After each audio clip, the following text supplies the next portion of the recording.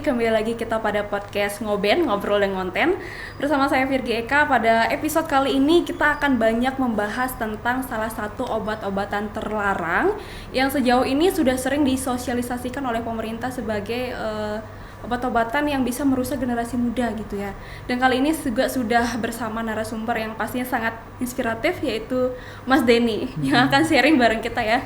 Halo Mas, apa kabar? Baik, alhamdulillah saya baik. Mbaknya baik ya? Baik. Iya, gimana nih Mbak? Apa nih kesibukan belakangan ini Mas? Oke, kesibukan kita tetap berlanjut di dunia rehabilitasi narkoba gitu loh Mbak. Jadi saya juga sebenarnya bukan orang lama di sini ya. Yeah. Saya baru juga, maksudnya tuh saya baru datang ke Lombok juga gitu. Dari Sumatera, dari Palembang, tapi lama saya bekerja di BNN gitu, rehabilitasi Kalianda. Di situ saya 7 tahun belajar tentang rehabilitasi. Itu singkat cerita ya Mbak ya. Jadi saya ya banyak belajar ilmu adiksi, bagaimana menangani orang-orang yang terpapar zat adiktif itu gitu. Pada dasarnya saya sebagai sebenarnya backgroundnya juga seorang recovery addict atau mantan pecandu dulunya. Gitu Mbak. Mengapa saya getol banget tuh ataupun apa ya bahasanya excited banget ya untuk datang ke Lombok dan membuka yayasan rehabilitasi di Ampenan, Gema. Itu tujuannya adalah bagaimana kita membantu, menolong teman-teman kita yang masih terpapar.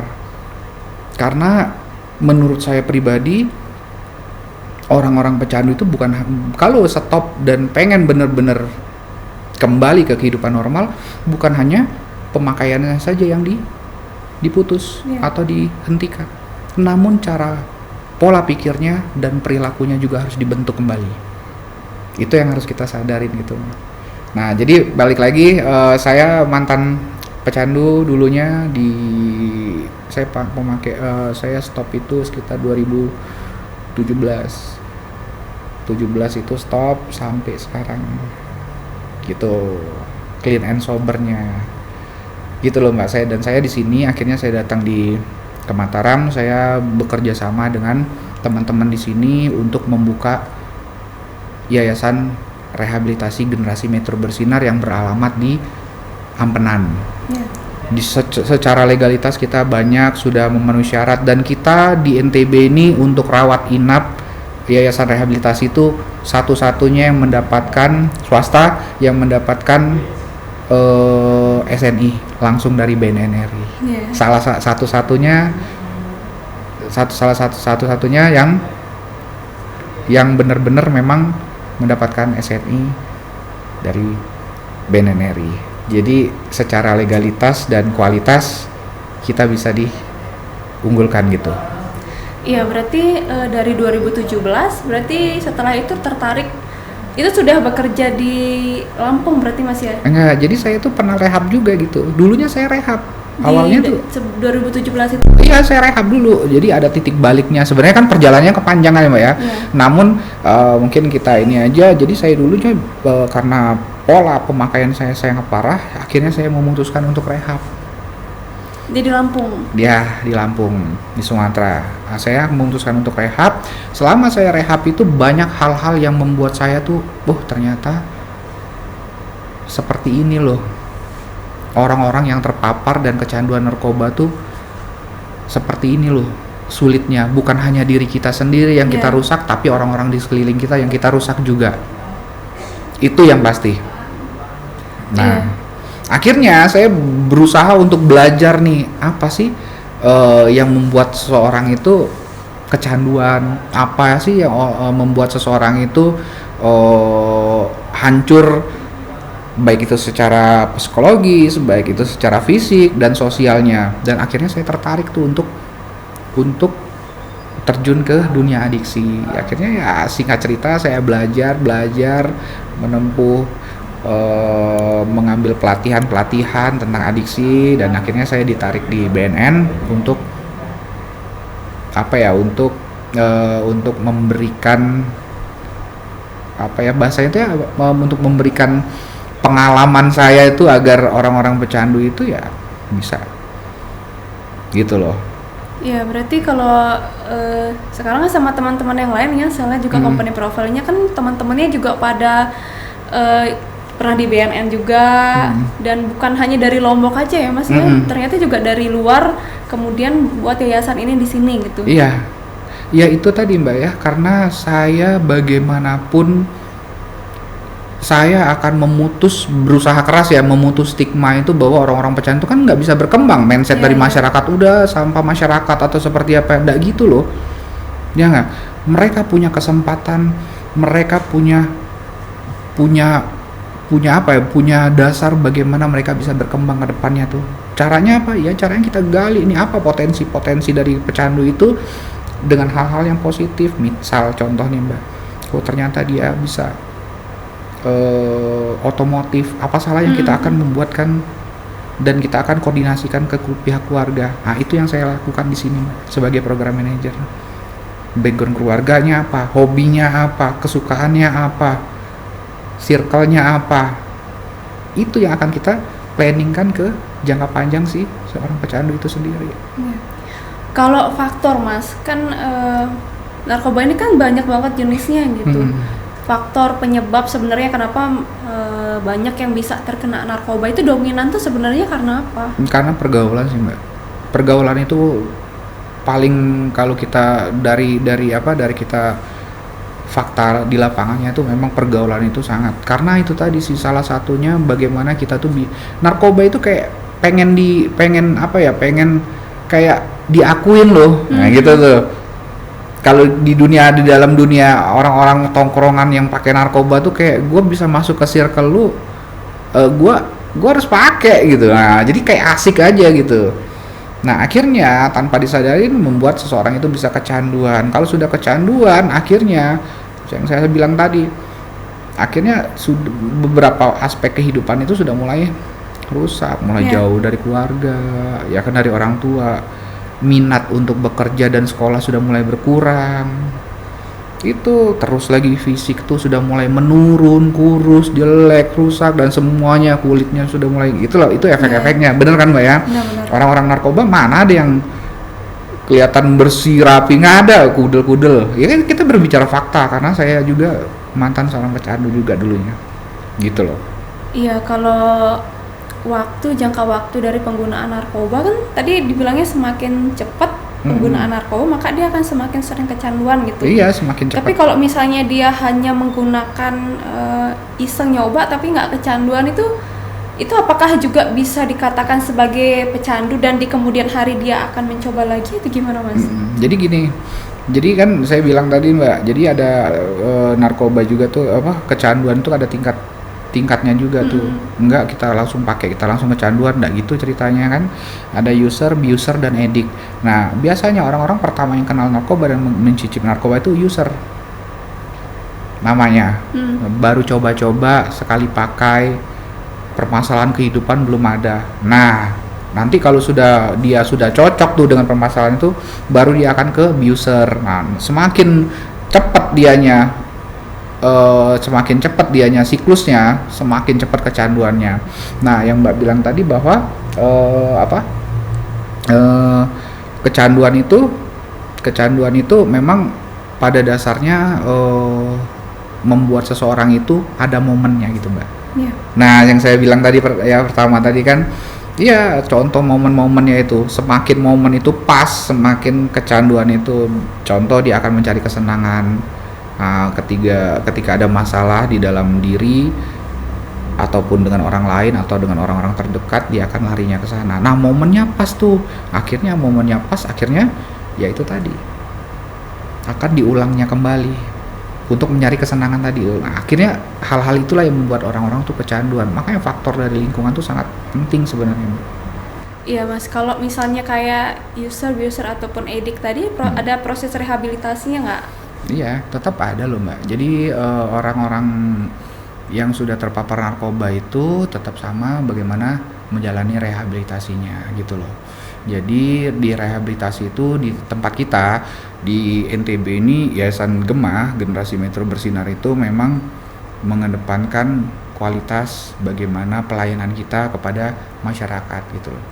Masyarakat baik itu dari bentuk bentuk nilai, value, layanan, terus juga programnya apa aja yang di dalam programnya itu semuanya sama kok, mendapatkan, tidak ada perbedaan mau dia pemakai berat atau seperti apa. Jadi dinilai bagaimana nanti kan begitu dia masuk ke rehabilitasi itu kan ada proses-prosesnya, tahapan-tahapannya loh Mbak. Ya kan, dari intake, dari info consent, terus lagi assessment. Nah, jadi hal itu minta data keluarga, terus lagi kita assessment gitu kan, walinya siapa. Jadi semua itu ada proses-prosesnya. Nanti di assessment itu kita lihat tuh bagaimana tingkat keparahan dari si klien itu sendiri. Nah, itu bisa dilihat tuh bagaimana tingkat keparahannya gitu. Karena pada dasarnya orang yang kecanduannya berat dengan kecanduan ringan itu dia akan berbeda fase time frame-nya. Ada yang 3 bulan, ada yang 6 bulan, bahkan ada yang setahun. Nah, kalau kata Mbak tadi yang kayak fase-fasenya masih ringan ya paling dia 3 bulan, 4 bulan gitu loh. Untuk proses rehabilitasinya? Iya, jadi dia dari hasil asesmen itu kita bisa menilai bagaimana tingkat keparahan dari si klien itu sendiri. Iya, kalau misalnya kayak udah kerusakan fisik kayak gitu Mas ya, itu udah berapa lama biasanya Mas? Nah, yang sampai kan ada yang sampai giginya hilang dan lain terus sebagainya. lagi ya sudah kempot ya, terus lagi banyak sudah kayak kelihatan tua banget ya. Ya jadi itu tadi sih biasanya proses-proses seperti itu tuh yang berlarut ya sampai puluhan tahun sih biasanya. Lama banget ya? Iya lama banget Mbak, dari tahun sekian gitu, misalkan dari tahun 2000 sekarang udah 2025, bayangin 25 tahun yang lalu kan pemakaian itu terus berlanjut.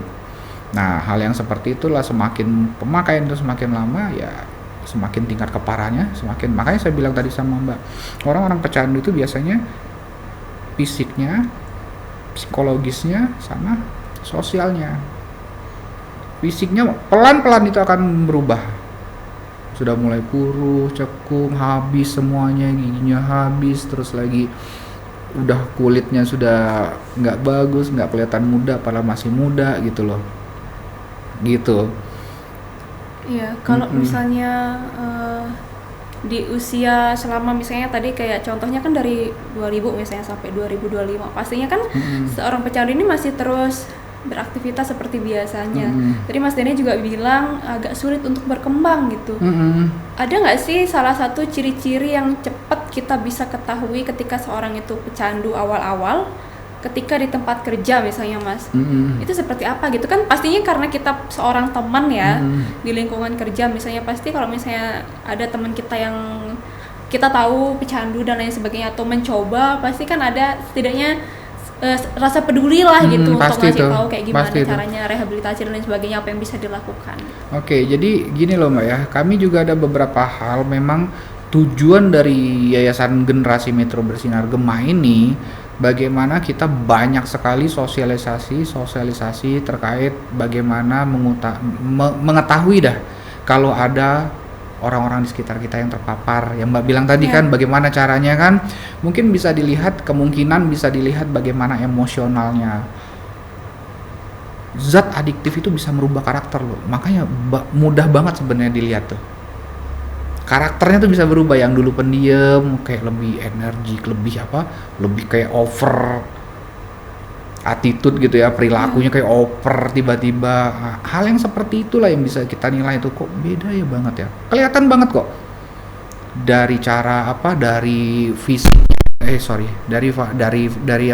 dari fisiknya itu sudah mulai kelihatan tuh, yang dulunya tuh seger gitu ya, seger, terus lagi kayak mulai layu, sudah mulai dari sorotan matanya tuh sudah mulai cekungan, sudah mulai menurun. Itu tuh bisa dilihat. Yang pasti bagaimana cara dia bersosial tuh sudah mulai berkurang. Nanti orang-orang pecandu tuh biasanya kalau dia sudah misalnya dia di lingkungan yang positif, dia akan kurang nyaman. Orang-orang pecandu itu kurang nyaman berada duduk di lingkungan orang-orang positif. Itu jelas. 5 menit itu terlalu lama untuk mereka duduk bersama. Ngeri kan? Ya. Tapi, nah kebalikannya, tapi mereka duduk dengan orang-orang sesama mereka itu mau 3 hari 3 malam, gas. Dibarengi dengan konsumsi. Iya, apa aja perilaku yang mereka buat itu. Entah itu judi, entah itu entah itu apa, pasti mereka akan klop. Makanya hal seperti itulah kebanyakan orang-orang pecandu itu, yaitu tadi akan perlahan-lahan kehilangan keluarga gitu. Iya, kalau semisal pengguna narkoba ini dari usia remaja, dimulainya dari usia remaja nih Mas. Beda nggak sih perlakuan rehabilitasinya ketika misalnya dia udah usia dewasa gitu?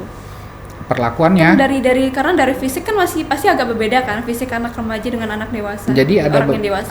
Jadi ada beberapa hal di rehabilitasi itu, ada namanya klien anak, klien dewasa, dan treatment yang kita berikan juga berbeda. Tidak judgement gitu loh, tidak ada namanya. Memang sebenarnya tidak ada judgement, tidak boleh ya, namanya pola pikir anak kan harus kita imbangin juga loh. Tidak boleh kita lebih kayak kalau klien anak itu kayak kita tuh lebih menjadi sosok orang tua loh. Nah, itu yang harus kita tampilkan kepada klien anak gitu. Jadi kayak lebih berbeda gitu. Berbeda karena lebih soft, lebih lembut kitanya, lebih banyak yang kita ajarkan treatmentnya itu seperti apa ya? Seperti art feeling, kayak menggambar sesuatu, ataupun kita lihat tuh keinginannya apa, hobinya, kita ajak berdiskusi secara anak-anak. Itu sih Mbak. Berarti kalau anak-anak kan biasanya masih usia sekolah, berarti kalau misalnya rehabilitasi itu stop dulu sekolahnya. Jadi ini ada beberapa klien kita saat ini juga di saat ini sedang menjalani rehabilitasi. Jadi ada namanya di tempat kita itu klien in-house. Jadi mereka akan tetap menjalankan sekolahnya setelah dia menjalani rehabnya. Misalnya gini Mbak, dia akan menjalani rehab dulu nih selama 3 bulan. Ya, selama 3 bulan itu kita akan bekerja sama dengan keluarga dan pihak sekolahnya untuk melakukan secara online sekolahnya. Kita akan bersurat ke sekolahnya bahwa benar bahwa ada siswa yang nama gini sebenarnya ada di sini gitu. Jadi kita akan membantu untuk via secara online untuk yang itu ya. Nah, setelah rehabilitasinya selesai, dia akan dijoinkan ke klien in-house. Jadi klien in-house itu dia akan tetap sekolah, namun dia tetap akan baliknya ke tempat kita terus tetap sekolah, pergi diantar, pulangnya juga dijemput gitu. Tetap itu menjadi tanggung jawab kita sebagai yayasan. Dan alhamdulillah sekarang sudah banyak keluarga itu yang meminta bantuan juga untuk kita, untuk bagaimana tetap sekolahnya jalan dan tetap diawasin, dan kita dengan senang hati kok. Itu memang tujuan kita, bagaimana menyelamatkan anak-anak muda yang masih sekolah ya Mbak ya, karena masa depan mereka masih panjang sekali. Mau tidak mau mereka harus selesai dalam sekolahnya. Itu tujuannya sih gitu. Iya, kalau dari biasanya kalau anak-anak kan bisa nggak sih kalau ditahu sama orang tuanya, itu orang tuanya sendiri nih yang ngebantu anaknya untuk ngerehabilitasi salahnya gitu Mas. Itu bisa nggak sih? Apa memang harus gimana Mbak? Misalnya ditahu sama orang tuanya anaknya ini adalah pernah menggunakan narkoba gitu, dan dalam posisi yang sedang kecanduan gitu, walaupun baru awal ya. Bisa nggak sih orang tuanya yang langsung merehab gitu?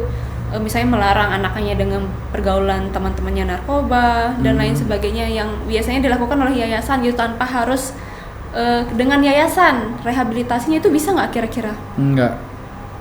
Gini loh Mbak, kalau kita analoginya seperti ini, kita berjalan ini, kita berjalan di hutan, kita nggak tahu jalan pulang dong, ya nggak? Yeah. Kita ketemu orang yang satu bisa tahu jalan pulang, yang satu lagi tidak tahu jalan pulang. Mbak milih yang mana? Yang tahu jalan pulang pastinya. Pasti dong. Kalau kita pilih dengan orang yang tidak tahu jalan pulang, akhirnya kesesat berdua dong. Analogi dan logikanya seperti itu. Jadi kita bertanya dengan orang yang profesional tentang adiksi. Kalau kita tidak tahu dan main kurung-kurung aja, misalnya nih orang tua biasanya seperti itu banyak yang kan, wah dia ketahuan kurung atau seperti apanya. Orang tua tahu nggak psikis anak tadi seperti apa jadinya? Nah, itu yang harus kita bangun juga, direhabilitasi. Tidak ada penghakiman, mereka dimanusiakan, mereka dikembalikan lagi ke kehidupan normalnya, memberikan pemahaman-pemahaman terkait adiksi. Di dalam program Yayasan Generasi Metro Bersinar tuh mereka mendapatkan materi-materi tentang adiksi, pola hidup sehat, vokasional, jadi benar-benar terstruktur. Kalau Mbak bilang tadi bahwa bisa nggak sih orang tua dengan cara dia mengunci, akhirnya itu tadi jiwanya akan dilema gitu loh. Ini gue nih mau dibantu atau enggak sih, ya gitu loh. Atau gue mau disiksa nih. Nah, pemahaman apalagi orang-orang pecandu itu kan netting kan, negatif thinkingnya tinggi banget loh. Nah itu yang Mbak tanyakan apakah bisa, saya kemungkinan tidak akan efektif. Karena kalau mau bertanya dengan masalah jantung, ya tanya dengan spesialis. Ya kan, bener gitu kan, kita pakai logika aja. Ya kan, yang tahu dengan dokter yang jantung dong, gitu loh. Seperti itu, dia akan memberikan solusi yang terbaik gitu. Sejauh ini kalau di yayasan usia berapa paling kecil, Mas? SMP kelas 2. Itu sekitar 13-14 tahun. Ya, 13 tahun. 13 tahun. Yang paling kecil. Jadi dulu saya pernah nonton di TV, ditemukan narkoba di jajanan anak. Jadi kan anak-anak kan biasanya kan suka jajan sembarang ya, yang dijual-jual kayak gitu. Nah, pada saat itu sebenarnya udah di berita itu udah diamankan gitu. Cuman kemungkinan kita tidak menutup kemungkinan akan terjadi ke depannya gitu, karena narkoba ini kan cara efektif untuk menghancurkan suatu negara ya kan. Benar. Generasi mudanya kan yang disasar gitu. Nah, kalau semisal dimakan jajanan itu oleh anak yang SD itu gimana Mas dampaknya? Karena kan mungkin sedikit ya, tapi kan tetap tidak mau itu tetap ada zat narkobanya.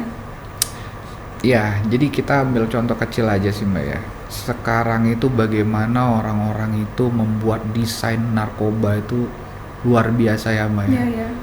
Yang dulunya kayak contoh nih kayak ganja itu. Dulunya cuma melinting rokok yang Mbak bilang tadi kan, sekarang sudah ada kayak liquidnya. Iya, sekarang sudah ada. Kemarin ya saya di Lampung itu ada ketangkap dari BNN tuh bahwa ya itu tadi dia bawa 3 botol liquid ganja.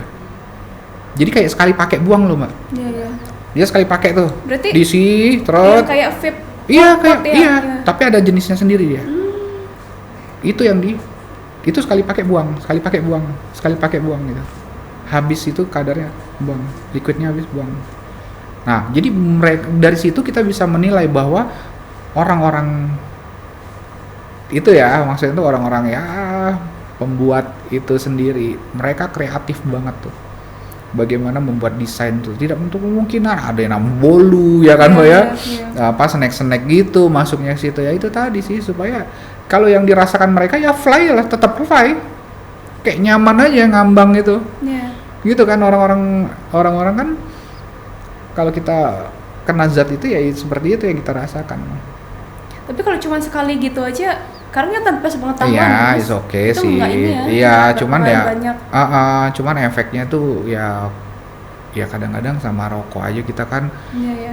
Hal yang seperti itu. Jadi ya cepet orang tua, makanya orang tua keluarga itu kita harus tahu dan wajib mengetahui ciri-ciri orang pemakai, terpapar atau tidaknya seseorang itu dengan narkoba tuh harus benar-benar harus kita pahami. Karena itu tadi ya, ini pengalaman sedikit ya Mbak ya. Dia orang tuanya tidak tahu kalau bahwa anaknya itu seorang pemakai. dan bertahun. Akhirnya konsultasi ke kita dan akhir kita jelaskan ternyata benar bahwa dia pemakai. Namun orang tuanya tidak sadar. Namun ada beberapa hal yang sudah mulai rusak dalam kehidupannya, yaitu sosialnya sudah tidak mau berteman lagi, tidak mau jauh dari keluarga. Terus psikologisnya sudah mulai rusak, kognitifnya, halunya. Kan orang-orang kayak gitu. Gimana Mbak? Kalau orang normal aja, kalau dia 3 hari 3 malam nggak tidur lagi, kita aja nih begadang nih malam, besok pagi tuh belum tidur tuh pasti emosinya gitu. Apalagi mereka yang biasa tidur 3 hari 3 malam nggak tidur, itu terus yang diulang-ulang dalam kehidupannya. Mobil aja kita gas terus tanpa ya kan istirahat, overhead dianya kan meledak. Apalagi manusia yang dur terus, kurang istirahat terus, lama-lama ya itu tadi ada gangguan halusinasinya. Saya pernah lo ngalamin itu. Kan makanya saya bisa bilang seperti itu tuh, 3-4 hari nggak tidur tuh penglihatan itu tuh beda. Penglihatan kita tuh itu benar-benar nggak tidur loh Mbak. Nggak tidur, nggak makan. Ya itu tadi, turun dosisnya timpa lagi, turun lagi dosisnya timpa lagi. Jadi kalau dia udah mau ngantuk, timpa lagi kan seger lagi deh tuh. Terus sampai 4 hari penglihatan tuh udah beda. Itu benar itu. Dan itu terjadi sendiri sama saya. Iya, kalau manusia normalnya itu kan, karena teman-teman saya juga sering begadang Mas ya, cuman kan saya kan nggak yang sampai ke sana mikirnya kecanduan atau gimana dan lain sebagainya gitu. Tapi kalau misalnya begadang 2 hari, cuman 2 hari aja nih tidur, kemudian normal, itu nggak bisa dikatakan sebagai kecanduan kan? Iya, nggak bisa dong. Kalau yang kecanduan berarti yang emang rutin 3 hari tidur 3 hari nggak tidur dan lagi, polanya gitu. Juga berbeda dengan kelihatan loh Mbak. Orang-orang pecandu polanya itu kelihatan dengan orang-orang yang cuma biasa begadang itu beda polanya. Iya polanya mereka itu. Dan juga nih biasanya orang-orang pecandu itu pasti ada gandengnya.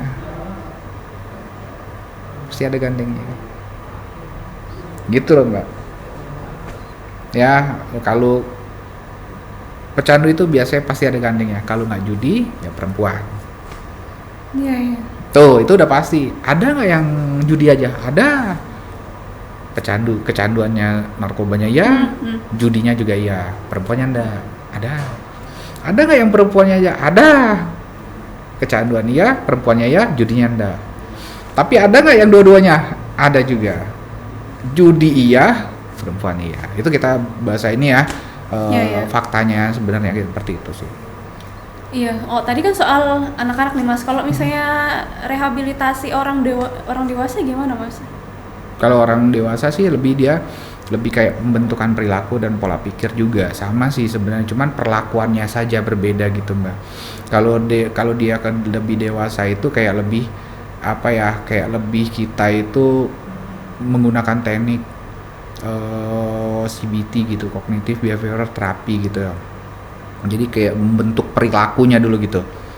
Banyak kan di program rehabilitasi itu kan program-program itu kan tidak hanya diem aja mereka mendapatkan materi, mereka mendapatkan job function gitu kan, ataupun mereka belajar untuk tegas kepada orang lain, untuk diri sendiri. Banyak sekali yang seperti itu.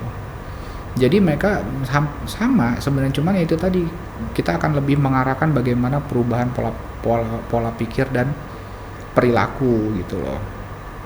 Usia paling dewasa berapa Mas di yayasan? 47. Udah ini ya. Udah berarti emang udah dari lama. Apa tuh? Yang usia 47 tahun itu baru-baru. Enggak, baru. Jadi memang makanya saya bilang tadi, narkoba itu nggak lihat dia tuh kalau itu anak-anak, orang tua, kaya, miskin. Kalau dia masuk ya masuk aja. Iya, menariknya itu yang saya pikir adalah kalau misalnya anak-anak ataupun remaja gitu ya, sampai masih kuliah itu kan mungkin ketika menentukan pergaulan itu masih agak sulit gitu, Mas kan masih mencari jati diri lah istilahnya gitu ya, masih mencari pergaulan yang benar kayak gimana. Tapi kalau orang dewasa kan pastinya dia sudah bekerja gitu, dan pergaulannya di dunia kerja itu kan menurut saya pasti positif gitu.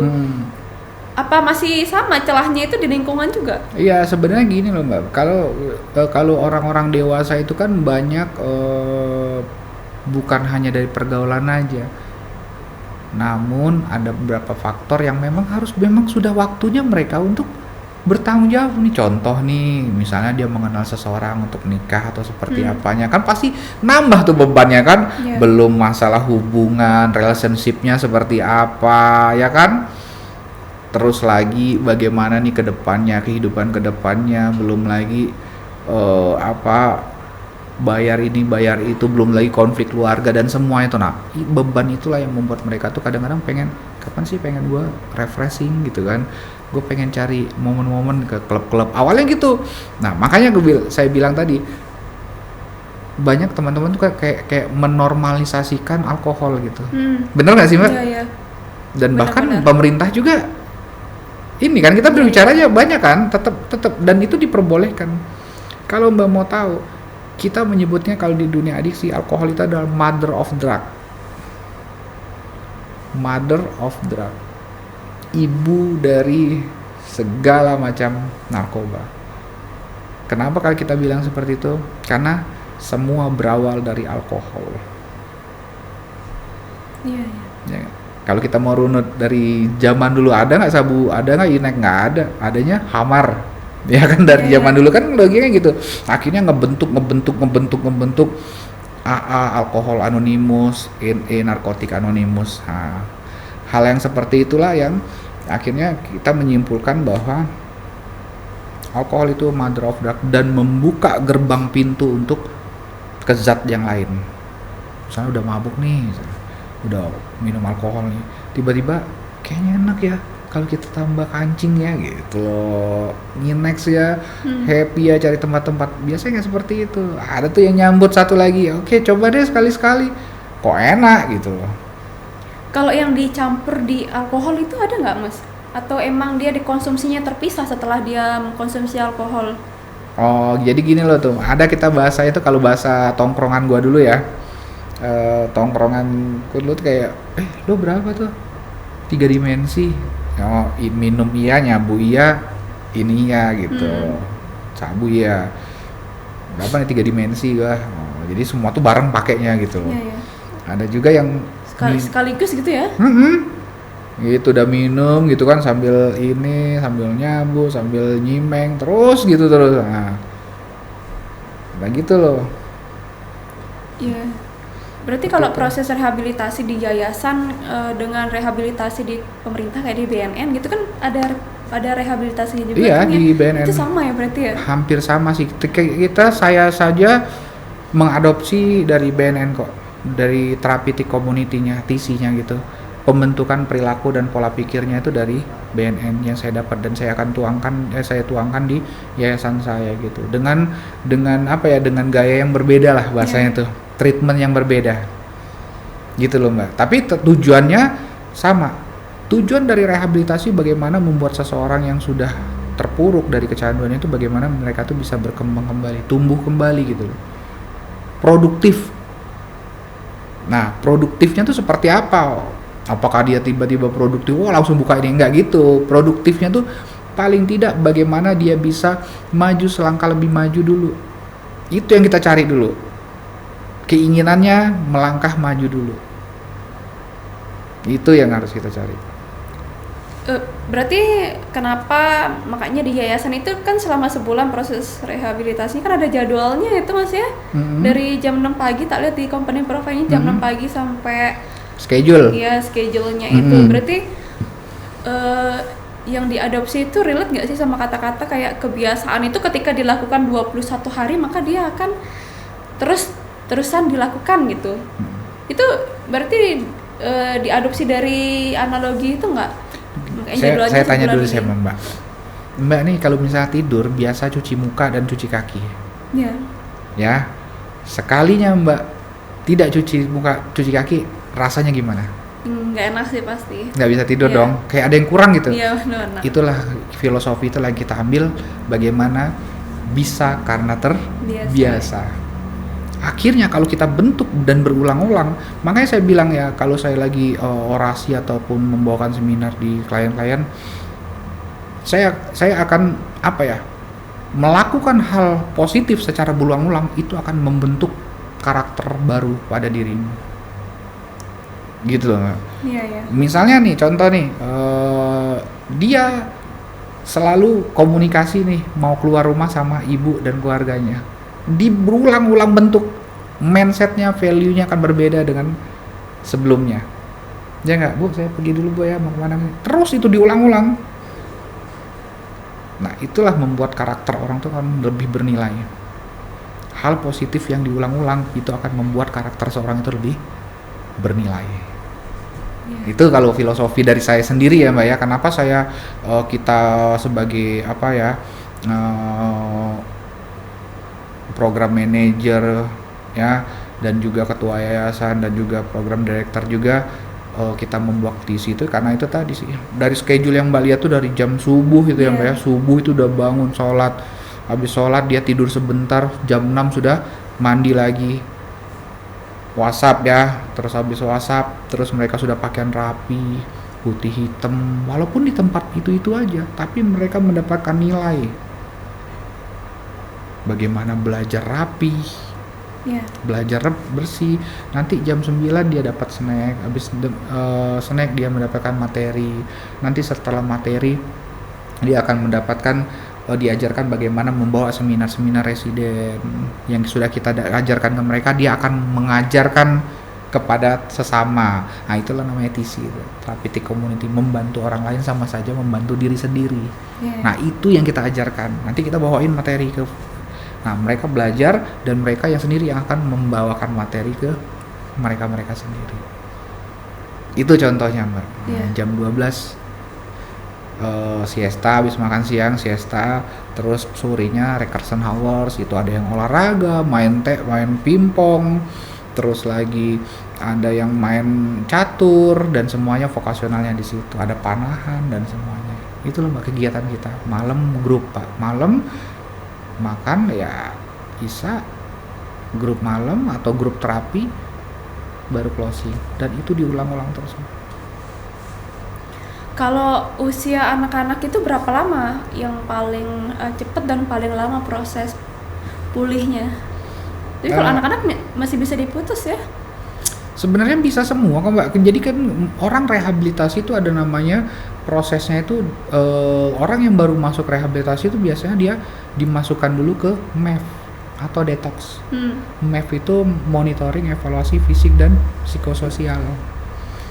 Nah, jadi dia dikurung dulu di tempat itu, maksudnya itu bukan tempat dikurung yang enggak ini ya, maksudnya tuh di ruangan kosong gitu ya, di ruang kosong, dan dipantau 24 jam bagaimana pemutusan zat itu dulu, kadarnya itu dulu. Nah, kita bisa menilai itu bagaimana dari fisiknya, dari cara dia bersosialnya, perubahan efek ketika dia tidak menggunakan itu bagaimana sih, perubahan emosionalnya seperti apa. Nah, kita bisa menilai di situ loh. Gitu, itu namanya rehabilitasi itu. Biasanya dia ada MEF dulu, tujuannya untuk memonitoring tadi kan, MEF itu ya artinya monitoring tuh. Nah, yang mantau itu ternyata ketika putus zat emosionalnya tuh meledak-ledak. Oh, ternyata dia ada gangguan dual diagnosa. Nah, jadi hal yang seperti itulah yang harus kita. Nah, sama halnya nih contoh nih. Saya bilang tadi kan saya lagi di sana. Nah, itu karena memang apa ya? Karena memang sesuai kebutuhan dia. Begitu di MEF, pertama kali masuk MEF, kayaknya ada yang aneh deh nih. Nah, cuman kan kita tidak bisa karena untuk di kejiwaannya kan ada yang profesional kan Mbak, bener nggak ya? Nah, profesional othernya kan ada kan, kita mantau tuh selama di MEF tuh, kayak ada yang aneh deh nih, sering ketawa sendiri, nah hal yang itu yang kita ada namanya referral. Akhirnya kita bawa dia ke profesional other, dan akhirnya setelah profesional other dia menyatakan bahwa ya dia ada gangguan gini. Akhirnya baru kita rujuk dan kita benerin dulu kejiwaannya, akhirnya baru menjalani rehabilitasi lagi gitu loh. Berapa lama biasanya Mas? Apanya? Dari pertama masuk sampai keluar? MEF itu Ya. atau semua tuh ya? Keseluruhannya. Keseluruhan. Makanya saya bilang tadi, dari hasil asesmen itu, Yurika dan MahiQL-nya itu kan bisa menilai tuh tingkat keparahan, tahap perubahan, terus lagi kualitas kehidupan. Nah, di situ bisa kita menilai bagaimana nih orang ini time frame-nya 3 bulan lebih atau 6 bulan atau 1 tahun. Pemakaiannya misalnya 15 tahun nih, ya nggak? Terus lagi tahap perubahannya masih pre-contem nih, masih belum ada perubahan ya kan. Terus lagi kualitas hidupnya buruk banget, ya biasanya time frame-nya akan lebih panjang. Gitu acuannya seperti itu. Gitu loh Mbak. Jadi nggak dia datang tiba-tiba 3 bulan, nggak gitu. Berarti setahun, 2 tahun, ada yang 2 tahun? 1 tahun lebih nih udah. 1 tahun lebih. Ya cukup ini juga. Iya kan? Jadi pemulihan orang-orang pecahan itu berbeda-beda loh Mbak. Tapi perlu dukungan dari keluarga juga ya? Banget dong, makanya tadi ya Mbak ya, saya selalu saya selalu bagaimana cara melakukan family dialog kepada keluarga untuk mendiskusikan terkait kecanduan dari anaknya atau suaminya. Itu selalu saya diskusikan. Karena kenapa? Karena orang tua juga harus tahu nih efek dampak dari narkoba itu sendiri. Ternyata narkoba itu tidak bisa sembuh, namun bisa dipulihkan, bisa dijaga gitu. Kan namanya penyakit otak kronis. Ya. Orang-orang narkoba itu yang diserang itu, orang misalnya nih orang penyakit gula nih, yang diserangnya kan gula darahnya kan, gitu kan. Itu contohnya nih. Kalau orang-orang narkoba itu yang diserangnya susunan saraf pusat, bayangin loh. Susunan saraf pusat otak gitu ya, itu yang diserangnya tuh. Saraf pusat lagi itu. Bagaimana kita bisa mengontrol emosi, kita ngelihat semua, oh iya, kita bisa ngelihat ini Mbak, ini warna itu kan semua tuh dari saraf pusat semuanya tuh kan. Nah, itu yang dirusaknya bagaimana dong? Ya sakit banget ya pasti ya. Tuh makanya ya itu tadi sih, kalau dari saya sendiri sih sebelum terlambat jauhi narkoba. Itu aja sih. Kalau anak-anak ataupun orang dewasa ini kalau ke yayasan atau ke rehabilitasi itu dari mereka sendiri yang datang atau biasanya kalau BNN misalnya itu kan biasanya dia ada penjaringan sih bahasanya, bukan penjaringan ya, tapi kan ada tes urin. Nah biasanya anak-anak yang di sekolah yang ini dianjurkan untuk rehabilitasi oleh BNN gitu, makanya langsung dari BNN-nya bukan dari diri mereka gitu, karena kadang mereka kan karena sudah kecanduan narkoba jadi nggak care sama diri mereka Mas gitu. Kalau di yayasan sejauh ini apakah mereka sendiri yang langsung ke yayasan? Dan saat ini kalau di Yayasan Gema sendiri itu hampir 70-80% itu dari BNN semua. Jadi kan saya dari awal tadi saya bilang juga sama Mbak tuh bahwa di ETB ini belum ada namanya yayasan rawat inap. Iya. Belum ada Mbak. Iya. Belum ada. Nah jadi kita satu-satunya, dan akhirnya BNN pun akan larinya ke kita. Makanya saya bilang tadi 80% itu. Jadi prosesnya itu mereka keluarga tuh datang ke BNN tuh, oh anak saya gini, oh suami saya gini. Oh iya perlu ini kayak dilakukan sama BNN tuh untuk hasil asesmen dan sebagainya gitu kan. Akhirnya dirujukan ke kita gitu loh. Jadi seperti itu. Ada yang datang sendiri. Jadi banyak kasusnya, ada yang tangkapan juga ada. Gitu, maksudnya tangkapan keluarga gitu kan, misalnya dibawa terus tiba-tiba datang. Ada yang datang sendiri, ada dari keluarganya langsung. Ada yang konsultasi datang. Tiba-tiba datang, "Permisi Pak, ini Yayasan Generasi Metro Bersinar ya?" "Iya." "Oh ini saya punya gini-gini." Akhirnya kita rekomendasikan gitu loh. Jadi mereka itu tidak harus datang sendiri juga. Namun Mbak, Namun biasanya orang-orang yang sudah terpapar dari narkoba itu sendiri mau direhab. Nggak ada yang mau direhab orang-orang narkoba tuh. Nggak ada yang mau direhab. Nah, jadi mau tidak mau keluarga yang harus membantu mereka.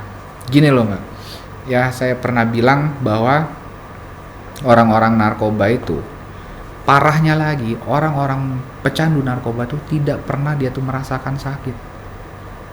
Tidak pernah dia tuh merasakan sakit Mbak. Dia nggak sadar bahwa diri dia tuh sakit loh. Orang-orang pecandu narkoba tuh gitu. Mana tahu dia tuh kalau dia tuh sakit gitu. Yeah. Penyakitnya juga berbeda Mbak. Bedanya kalau misalnya kita sakit di kaki, sakit kaki, ya pasti sakitnya di kaki dong, ya kan? Kalau misalnya kita sakit kepala, pasti sakitnya di kepala. Tapi kalau orang pecandu narkoba, dirinya itu sakit, tapi dia tidak tahu di mana sakitnya saya nih. Nah, bedanya taunya orang-orang pecandu itu sakit dari orang-orang di sekitarnya. Orang tuanya, kakaknya, adiknya, semuanya. Itu yang tahu kalau dia itu bahwa dia itu sakit. Gitu loh, Mbak. Jadi orang-orang pecandu itu enggak tahu kalau dirinya itu sakit. Yang tahu dirinya sakit itu adalah keluarganya di sekitar. Tuh. Makanya saya bilang tadi, balik lagi, orang-orang pecandu itu sulit untuk melakukan voluntary dirinya untuk sukarela untuk sendiri. Ya, dari 100% mungkin ada 1-2 orang paling. Nah, itu bayangin saking jarangnya gitu. Iya, kalau tadi Mas Denny bilang alkohol itu kan mother of drugs itu. Kalau sama nggak sih halnya kayak rokok? Karena bukan hanya dari alkohol mungkin ya, tapi ada juga yang dari rokok. Karena kan ada juga yang cara penggunaannya sama kayak rokok ya. Itu ada nggak sih case yang kayak gitu? Ada sih, cuman kan dari BNN, kalau dari BNN memang sudah nikotin, kopi itu udah, kafein tuh udah nggak dipakai lagi sama mereka. Jadi rehab di BNN tuh udah nggak bisa lagi ngerokok, udah nggak bisa lagi kopi, karena di situ ada namanya tartnya kan, dari rokok kan tartnya kan candunya itu kan. Nah, dari kopi itu kan ada kafeinnya itu. Nah, itu tuh yang tidak dilarang tuh, karena dari pemerintah juga harus memang benar-benar total abstinen, benar-benar bersih gitu dari hal apapun. Iya. Namun kalau untuk di yayasan kita masih diperbolehkan, karena itu salah satu tujuannya untuk stimulan bagaimana kita melakukan kayak lebih fresh aja kalau kita sambil merokok untuk melakukan obrolan gitu loh. Gitu. Ada juga yang tidak merokok juga ada gitu. Tapi kita masih tidak membatasi itu gitu. Iya, kalau rokok,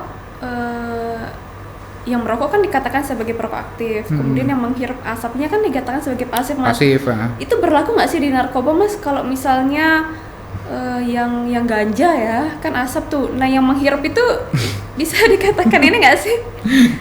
Jadi menghirup narkoba gitu. Iya, tetep loh Mbak. Jadi saya dulu pernah teman dia bukan kecanduan, cuman kita duduk di satu ruangan kayak gini, duduk satu ruangan, dan kita ada yang pakai ganja gitu di situ, dan dia kena juga karena menghirup. Iya, walaupun tanpa mengkonsumsi langsung. Enggak, dan dia kena juga itu efeknya. Sampai ya lucu dah ceritanya itu.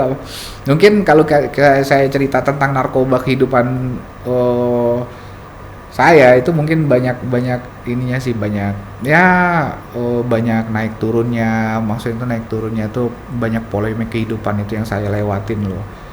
Gitu, kenapa sampai saya bisa berada di sini. Gitu loh. Jadi ada hal-hal yang memang menarik sih ke depan itu. Gitu loh, Mbak. Jadi ada beberapa hal itu yang ya teman saya tuh emang nggak pernah pakai, tiba-tiba dia tuh jalan keluar dari ruangan itu tuh merangkak gitu. Kayak mana ya? Padahal nggak ada batas atau seperti, tapi dia merangkak loh, kan kita ketawa semua loh gitu. Kan dia nggak pakai gara-gara gua duduk di sini katanya. Gitu loh. Tapi setelah itu udah normal lagi ya gitu. Iya, terus kita kasih es minum gitu kan. Iya. Biar dia sadar lagi aja. Gitu sih, Mbak. Jadi ya tetap, apalagi namanya kayak jenis rokok gitu, ganja ataupun apa sinte gitu Iya, kan, gorila itu kan. Ya itu enggak, asapnya itu yang berbahaya itu, bahkan apa ya, dia lebih berbahaya ketimbang yang, karena mereka tidak tahu ya kan. Iya. Tidak tahu, akhirnya dia kena di situ ya. Makanya saya bilang tadi, bisa keluar dari ruangan itu sampai dia merangkak ke bawah itu, ya itu luar biasa kan menurut kita kan. Gitu kan, bisa dibayangin gitu kan. Aduh ya Allah, lucu banget itu. Gitu sih, Mbak. Iya.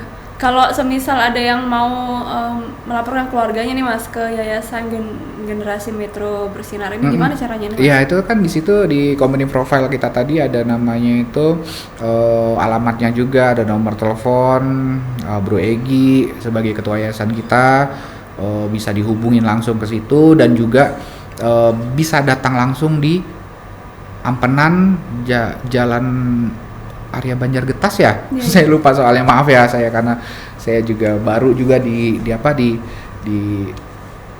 sini kan gitu kan. Jadi masih nginget-nginget jalan itu masih ya masih wajar gitu kan. Arya Banjargetas, Resto Rumah Gadang dah gitu patokannya. Iya. Ya kan Mbak ya, tahu ya. Tahu. Nah, pokoknya kalau Resto Rumah Gadang itu yang kita yang paling belakang tuh. Jadi di pinggir rumah itu ada seperti kayak garasi masuk ke dalam itu sudah yayasan itu. Nah gitu, di pelangnya juga tuh sudah ada kok sekarang. Berarti rawat inapnya di sana juga? Yes. Makanya nanti kalau ada teman-teman juga, kemarin saya dari kejaksaan juga mau ngelihat yayasan itu, ya kita dari manapun, dari misalnya dari TVRI ada teman pengen ngeliput atau seperti apa, ya silakan aja sih. Iya, kalau udah sama lembaga hukum berarti kerjasamanya sama siapa aja Mas dari Ya. yayasannya? Ya kemarin kan saya sudah serahkan juga kan ke komunitas formalnya, bahkan dari Kemenkum ke apa namanya itu, ke Dinsos kita kan, ya banyak untuk secara legalitasnya kita sudah kerjasama. Dan juga tuh dari Puskesmas. Kenapa kita bekerja sama Puskesmas? Karena itu tadi, kalau klien kita lagi ada tiba-tiba ada yang sakit ataupun seperti apa, kita butuh untuk rujukan ke sana. Tapi kalau kita sudah PKS kan aman, jadi kan tinggal bawa ke sana. Ini sudah ada rujukannya. Gitu. Kita bekerja sampai ke rumah sakit, sama psikolog, terus lagi sama Kemenkumham, terus ke banyak dah dan selanjutnya. Gitu Mbak. Tujuannya supaya itu tadi, supaya kuat legalitas kita, resmi, baik itu dari atas ke bawah dari ke atas gitu. Iya, kalau nama yang direhab ini dirahasiakan nggak Iya Mas? dong, Mbak. Rahasiakan ya? Iya dong, itu privasi kita. Namun ada beberapa hal yang memang bisa untuk di-publish gitu ya, dengan ketentuan-ketentuan yang sudah ada gitu. Misal contoh nih, kebutuhan dari kepolisian. Ya. Nah, itu baru bisa kita buka. Tapi kalau tidak ada hal yang seperti itu, tidak. Kerahasiaan klien itu adalah nomor 1 buat kita. Gitu loh. Bahkan kita sebagai konselor di dunia adiksi akan kena etik gitu. Iya, kalau saya lihat juga konselor-konselornya ini ada ada apa namanya, trainingnya itu ada kurikulumnya ya. Saya kurikulum pelatihan gitu. Pelatihannya gitu. Iya, itu wajib loh. Itu bagaimana kita belajar untuk bagaimana kita mengetahui ternyata screening ngobrol tuh seperti ini ya, itu mendalami karakter orang-orang pecandu itu seperti ini kan, semuanya itu ada tekniknya semua loh. Iya, benar-benar. Ya kan, bagaimana kita bisa melihat dari perilaku, pola pikirnya, bagaimana cara mengubahnya, bagaimana cara kita mengubah. Pada dasarnya orang-orang pecandu itu yang merubah dirinya adalah diri sendiri, Mbak. Kita ini sebagai pendorongnya aja tidak bisa, lu harus gini, kamu harus gini, nggak bisa. Kamu harus milih ini, jalan ini, nggak bisa. Kita sebagai konselor itu kita memberikan 2 jalan. silahkan pilih. Nah, tapi kalau jalan yang ini, kalau yang jalan kanan ini bentuknya seperti ini, seperti ini, seperti ini, lo akan seperti ini, seperti ini. Nah, jalan yang sebelah kiri, jalannya seperti ini, seperti ini, seperti ini. Ya kan, kerusakannya nanti kita akan kasih tahu di jalan ini. Nah, silahkan pilih mana yang akan lo pilih. Itu pada dasarnya. Kalau lo balik lagi ke pola kehidupan lama, ini yang akan terjadi. Kehancuran, kehilangan orang tua, kehilangan pasangan, kehilangan semuanya akan hilang. Nah, kalau lo pilih yang ini, lo akan kerja kembali dan produktif kembali untuk memulai kehidupan baru kembali. Pilih yang mana gitu. Kita nggak boleh gitu, kamu harus pilih yang ini. Nah, tidak boleh di situ. Gitu loh, Mbak. Iya, kalau ada nggak sih case yang udah selesai nih, udah selesai masa rehabilitasinya terus balik lagi gitu, ada nggak Mas? Ada. Ya karena itu tadi, karena balik lagi nih sebagai mereka kan di sana kan rehabilitasi kan ada konselor. Nah, konselor itu kayak megang satu-satu tuh, misalnya ada 17 nih. Nah, nanti dibagi tuh, ada yang saya sendiri sebagai program manager megang 4 orang di sana. Nah, jadi konselornya inilah yang koordinasi dengan pihak keluarga ketika mau selesai, sanggup nggak nih orang, sanggup nggak nih anak untuk balik ke lingkungannya tuh, belum sanggup atau seperti apanya. Tapi saya sudah menyarankan bahwa ini faktor lingkungannya kencang nih Bu, Pak, jangan dulu untuk balik ke rumah atau dimana diungsikan ke tempat keluarganya, karena orang-orang yang selesai rehabilitasi itu butuh transisi dulu untuk penyesuaian. Tidak bisa dia untuk langsung balik ke lingkungan itu. Ya itulah akhirnya, ya itu tadi, seminggu dari situ ya nelfon lagi, Pak gimana nih anak saya sudah 3 hari nggak pulang, motor sudah digadein, uang sudah banyak habis. Nah gitu. Iya. Gitu loh Mbak. Berarti setelah rehabilitasi masih tetap didampingi sama konselor? Atau udah enggak ya? Udah selesai. Nanti setelah selesai rehabilitasi dia akan melakukan pasca ke BNN gitu, untuk menyelesaikan masa rawatannya gitu loh Mbak.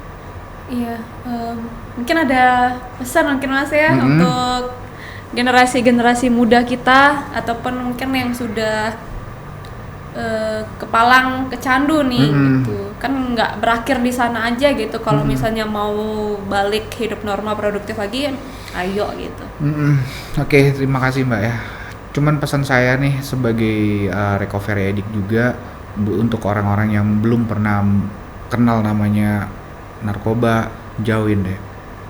Karena ketika lo coba untuk masuk ke dalam dunia narkoba itu sendiri, itu taruhannya apa ya Mbak ya, masa depan lo gitu. Itu masa depan lo, bener-bener masalah depan lo. Jangan lo siain kehidupannya cuma sekali. Kalau lo mau berkembang, jauhin narkoba gitu sih. Untuk orang yang sudah terlanjur, tidak ada kata terlambat untuk bisa bangkit kok. Ya, usia boleh tua, tapi produktif dan cara pikir kan kita masih bisa berkembang. Apa yang harus kita lakukan ke depannya? Intinya satu, ya, tidak ada kata terlambat untuk berubah.